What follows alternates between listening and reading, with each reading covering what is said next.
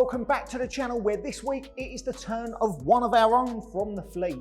Some of our long-standing followers will remember this car. It is our R32 GTR that we bought as a standard car and went through the whole process modifying into, well, my dream JDM street car basically. Well, since then till now, I've been enjoying this car probably a little bit more than I should. I've also lent it out to a couple of people that have also done the same for their own YouTube videos.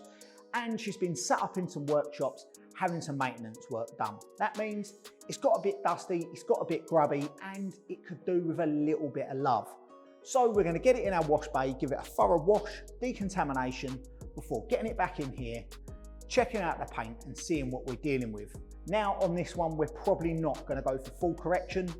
It's a bit of a waste of time given that I intend to get back out on the road in this and thoroughly enjoy it again for the season.